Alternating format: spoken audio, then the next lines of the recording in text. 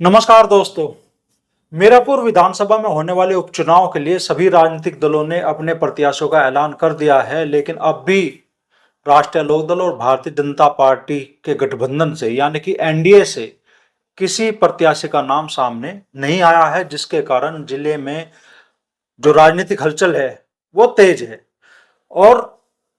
लोग बेसब्री से, खासतौर पर मीरापुर विधानसभा क्षेत्र के वोटर और राजनीतिक हलके से जुड़े लोग बेसब्री से इस बात का इंतजार कर रहे हैं कि मीरापुर में भारतीय जनता पार्टी और राष्ट्रीय लोकदल के गठबंधन से कौन चुनाव लड़ेगा।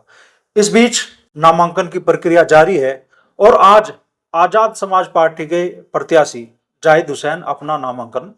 दाखिल करेंगे। अब तक राष्ट्रीय लोकदल और भारतीय जनता पार्टी के गठबंधन से पिछले कुछ घंटे पहले तक, कल शाम तक, पूर्व सांसद और भारतीय जनता पार्टी के नेता राजपाल सैनी जी का दावा सबसे ज्यादा मजबूत माना जा रहा था, लेकिन अब खबरें आ रही है कि राष्ट्रीय लोकदल के नेताओं ने इस बात का विरोध कर दिया है। राष्ट्रीय लोकदल के जितने भी दावेदार हैं, ऐसी खबरें हैं, चर्चाएं हैं कि उन्होंने एक स्वर में जयंत चौधरी से ये कह दिया है कि पार्टी के ही किसी नेता को अब चुनाव लड़ाया जाए, जिसके चलते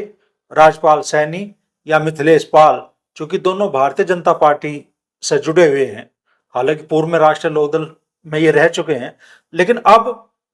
ये माना जा रहा है कि इनकी दावेदारी कमजोर हो गई है। हालांकि राजनीति है, कब कौन सा पासा पलट जाए और कौन कमजोर मजबूत स्थिति में आ जाए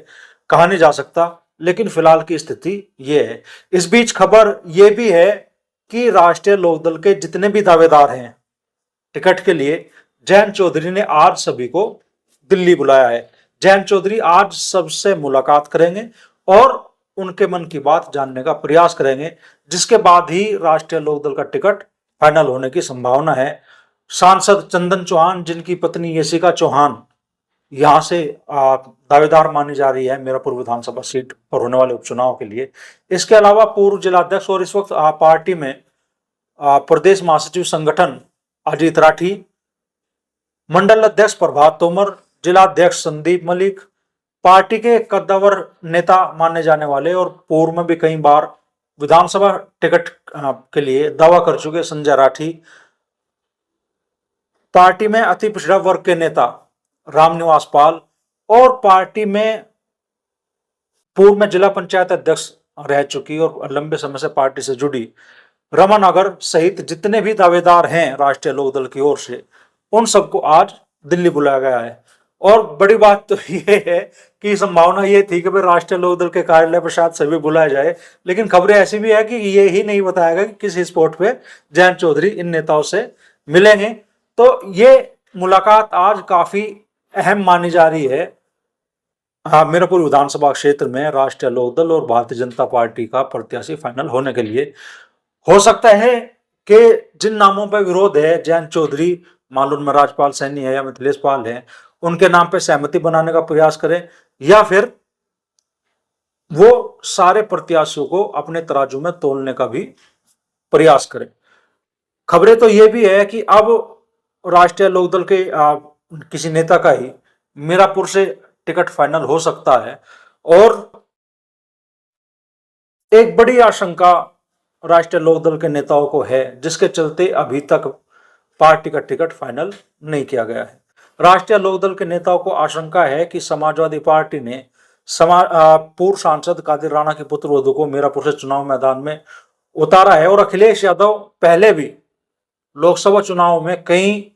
सीटों पर टिकट बदल चुके हैं। तो इस वजह से भी राष्ट्रीय लोकदल एक बड़ी रणनीति के तहत इस सीट पे अभी टिकट फाइनल करने नहीं जा रहा है, ऐसी भी चर्चाएं हैं। और चर्चा तो ये भी है कि राष्ट्रीय लोकदल अब 25 तारीख को ही, जिस दिन नामांकन का आखिरी दिन है, अपने टिकट का ऐलान कर सकता है। जो भी प्रत्याशी है उसे सिंबल 25 तारीख को ही दिया जा सकता है, ऐसी भी प्रबल संभावनाएं हैं। राष्ट्रीय लोकदल अभी अखिलेश यादव के खेमे पे निगाहें जमाए हुए हैं, चूंकि इस सीट पर फिलहाल तो मुकाबला त्रिकोणीय देखने के लिए मिल रहा है। हालांकि बहुजन समाज पार्टी ने भी शाहनजर को चुनाव मैदान में उतारा है, लेकिन अभी